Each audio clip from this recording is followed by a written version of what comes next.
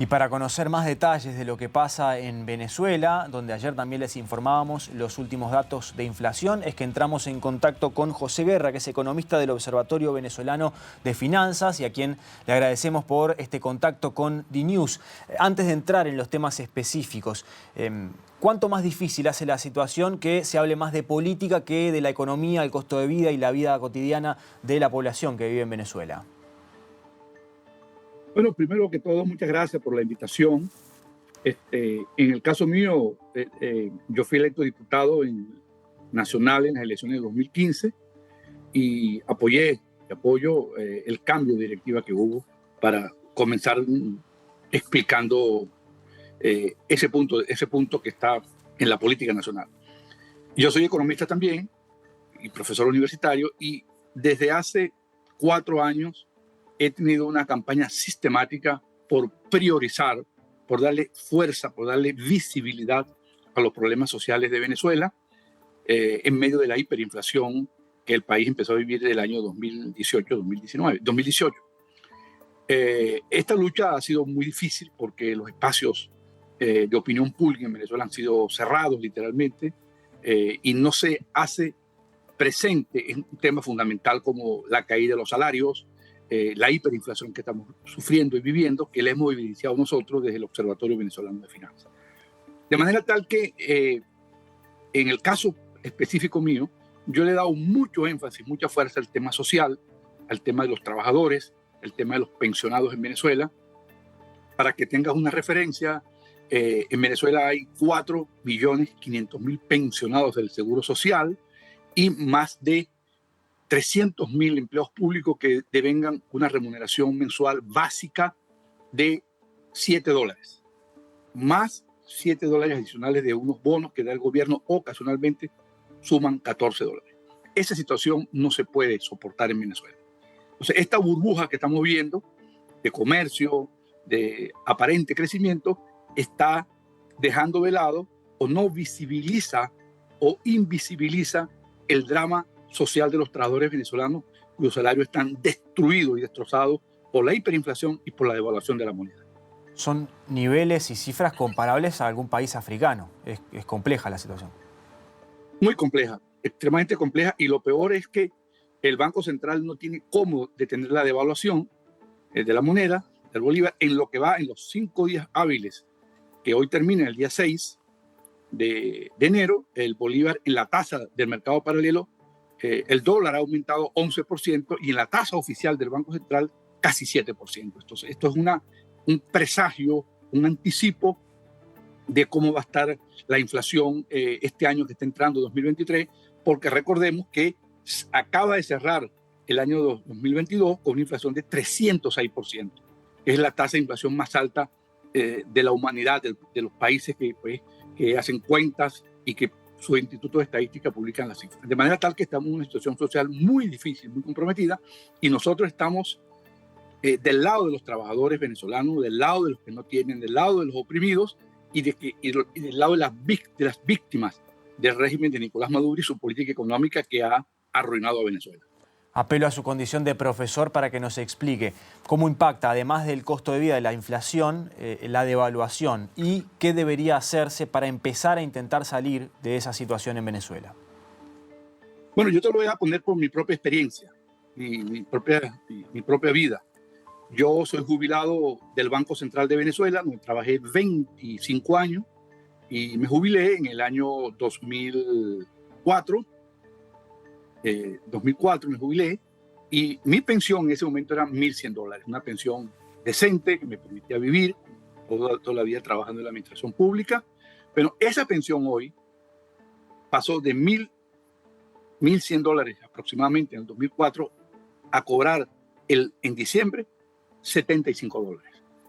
Entonces, evidentemente que eso ha repercutido negativamente en las condiciones de vida de los venezolanos, nos ha arruinado, nos tiene golpeado, y lo peor es que no hay forma de parar la devaluación, porque para detener la devaluación tienen que concurrir 2 situaciones.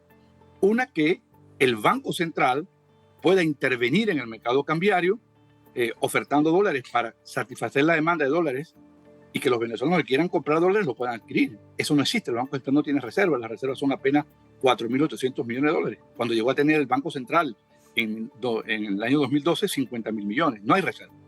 Primera condición. Segunda condición, y es que los venezolanos quieran bolívares, demanden bolívares. No está ocurriendo, porque si usted está viendo una inflación de 300% en un año, es decir, un ritmo de aceleración del aumento de los precios, la compra que usted va a hacer hoy, o pensaba hacer la mañana o pasada mañana, la hace hoy, se anticipa el gasto, porque de otra manera, que se queden bolívares, se lo lleva la inflación.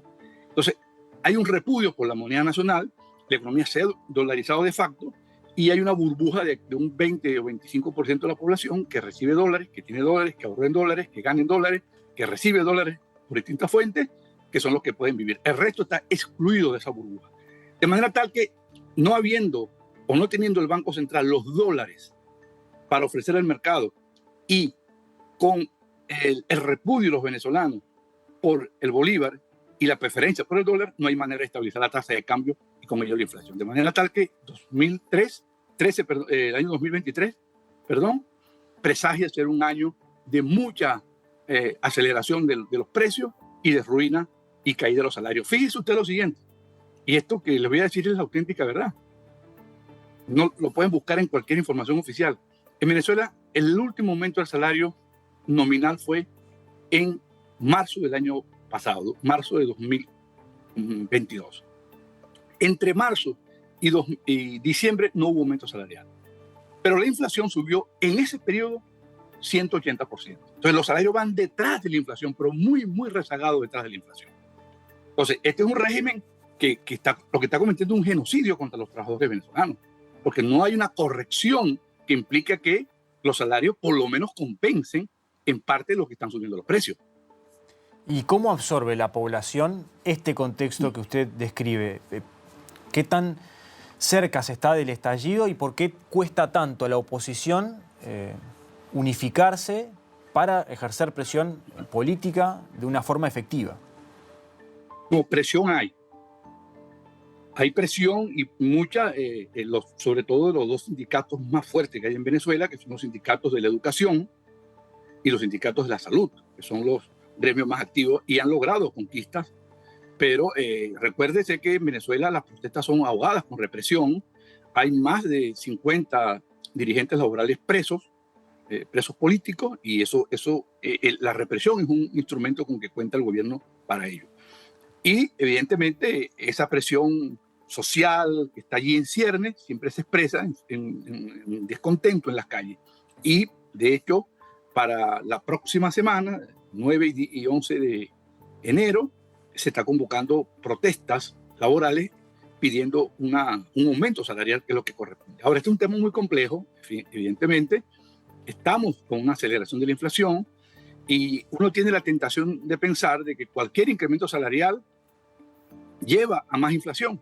Pero eso no fue lo que pasó en el año 2022, porque como le expliqué, el aumento salarial fue en marzo, y de ahí hasta no ha habido aumento salarial, pero la inflación siguió subiendo a un ritmo de más de 180% desde marzo hasta diciembre. Entonces, la causa de la inflación no son los salarios, es la devaluación que hace el mismo gobierno para digamos, maximizar los ingresos en bolívares, lo que está llevando pues a este proceso que está la hiperinflación tocando las puertas otra vez de la economía venezolana. ¿Cómo es la situación con el desabastecimiento, no solo de alimentos, también de medicamentos y otros productos básicos? Bueno, había un control de precios que se estableció ya con Chávez en 2012. Posteriormente siguió con Nicolás Maduro. Eran unas colas gigantescas para comprar pan, leche, jugos, fideos, pasta. Había un control de precios y obviamente eso lleva escasez. En el año 2019 el gobierno optó por quitar el control de precios de facto. Nunca promulgó una ley, nunca promulgó un decreto, sino de facto. De un día para otro quitaron los controles de precios y los bienes aparecieron. Pero el problema ahora es que no se puede comprar. Porque con un salario de $7 mensuales, más $7 de bonos, 14, es muy poco lo que puede comprar. Entonces, tú vas a las tiendas, llamadas bodegones, y te consigues productos que no le o sea, una tienda que no le tiene que enviar nada a una de Nueva York, a una de París, a una de Berlín, a una de Japón, de Tokio, a una de Beijing. No tienen que enviarle. Pero ¿cuánto pueden comprar allí? El 10% de la población. Es una exclusión social muy importante, muy significativa, que vino a raíz pues, de esa liberación de los precios que hubo, que era necesario hacerla, pero que excluyó a una buena parte de la población venezolana de ese consumo y creó una burbuja en la cual habita y convive un sector de la población muy vinculado al gobierno que no puede viajar, pues tiene sanciones, tiene miedo de que lo agarren preso en los aeropuertos por corrupción, entonces se dan una vida de jeques sauditas en Venezuela. Paso ahora a su otra faceta, la más política. Teniendo condiciones tan adversas y un enemigo común tan definido, ¿por qué a la oposición le cuesta tanto lograr esa unión que sucesivamente parece fracturarse? Bueno, la oposición está unida. Está dividida ahora por este evento del gobierno interino, pero estuvo unida. Y la prueba de que estuvo unida fue que el año pasado, en las elecciones de gobernadores, que ganamos en un estado emblemático como el estado Barinas, hicieron todas las trampas del gobierno para desconocer el resultado. Y fuimos a las elecciones y había, bueno, varios candidatos, se unificaron en uno y le ganamos al chavismo una elección de manera contundente. Ha estado unida. Lo que nos ha dividido es este evento del gobierno interino, porque desde nuestro punto de vista ya estaba desgastado, ya había cumplido su ciclo, fue pensado para el corto plazo y iba para 5 años, y había que introducir un cambio porque fue un gobierno que no tenía el control territorial del país, y además de que, como le dije, fue pensado para el corto plazo porque la Constitución establece que cuando hay la ausencia absoluta del presidente, en 30 días se convocan elecciones y no pudo pasar eso. De manera tal que ya el gobierno interino estaba desgastado, estaba agotado y necesitamos otra referencia. Y la otra referencia es reenfocarnos en lo fundamental, que es salir de Nicolás Maduro. ¿Cómo? Bueno, con las elecciones. Yo creo que aquí no hay lugar en Venezuela para más atajos. Ya se intentó distintas vías con las cuales obviamente yo no estuve ni estaré de acuerdo. Creo que la vía es la electoral, la constitucional. Nosotros nos ha ido mejor siempre por la vía electoral. Y cada vez más peor cuando intentamos atajos de distintas maneras, militares, externos, en fin, atajos. Entonces, enfocando en lo electoral, vienen las elecciones primarias para elegir al candidato de la oposición y luego ese candidato se va a enfrentar a Maduro en el 2024. Ese es el foco nuestro, no estar administrando activos, no estar administrando cuentas, es decir, focalizarlo, la lucha y unirnos todos. Hemos sido objeto pues, de muchos ataques, nos han acusado de vendidos, de traidores, todos los epítetos y todos los sinónimos que pueda tener el diccionario de la Real Academia nos los han indilgado a nosotros, pero estamos firmes. Yo estoy convencido de que hice lo correcto en mi caso personal y creo que la unidad se va a dar en el 2023 y todos vamos a unirnos, a pesar de todas las divisiones, a pesar de todos los inconvenientes que hoy tenemos, nos vamos a unir para derrotar a Maduro, porque al fin y al cabo el problema no es Guaidó, el problema no es, o no fue Guaidó, el problema es Nicolás Maduro. La crisis de Venezuela no la creó Juan Guaidó, la creó Hugo Chávez y Nicolás Maduro, y a eso hay que derrotarlo en las elecciones. O sea que ahora el trabajo de Dinora Figuera debe estar concentrado en encauzar esa próxima oferta electoral de la oposición. Correctamente, ella, que es la presidenta de la Asamblea Nacional, más lo que llamamos en Venezuela la plataforma unitaria, que es la conjugación de los sectores de la oposición ampliamente mayoritarios que participaron unidos en las elecciones de 2015 y en las elecciones del año de 9 de enero del año pasado en el estado Barinas, donde ganamos la elección. Eso conforme a la plataforma unitaria, partidos más grandes, partidos más pequeños, todos estamos allí. Y bueno, le toca ahora a la diputada Dinora Figuera, que es una luchadora de toda la vida, tiene más de 35 años en la lucha social, desde la lucha estudiantil ella es médico, luego fue concejal, fue diputada y ahora le toca presidir la Asamblea Nacional y cuenta con todo nuestro respaldo, conjuntamente con la plataforma unitaria, que es la congregación de la oposición organizada y mayoritaria en Venezuela. Mayoritaria, cuando te refiero a mayoritaria, me refiero a más del 90% de los votos. Y además, con la negociación de México, apoyada por Estados Unidos, por la Unión Europea y un conjunto de países que quieren buscar una solución política a la crisis que tiene el país. Y la trayectoria de Dinora Figuera llama la atención que en este contexto suceda este cambio. ¿Qué podemos saber de ella? Que hasta ahora, por lo menos para nosotros, no era una figura de tanta trascendencia como la que había logrado Guaidó. Bueno, porque recuérdate que Guaidó tampoco era muy conocido. Guaidó es conocido después del año 2019. Guaidó era amigo nuestro de la Cámara, de Diputados, un luchador estudiantil como lo fue Dinora en los años finales de los 70 y sobre todo los años 80 en la Facultad de Medicina, mujer dedicada pues al servicio social como médico, pero siempre estuvo allí, pues fue jefe de fracción parlamentaria durante mucho tiempo. Dinora es una mujer probada en la lucha. Dinora tuvo que irse al exilio en Venezuela, de Venezuela cuando mataron a Fernando Albán, que era un concejal nuestro de Caracas, y Fernando Albán, cuando habla con los abogados, le dice, y eso lo grabó el SEBIN, la Seguridad del Estado, que habían 3 personas que él autorizaba para que hablaran a nombre de su familia, y él como preso. Dinora Figuera, el doctor Juan Miguel Mateo, que es diputado, y José Guerra.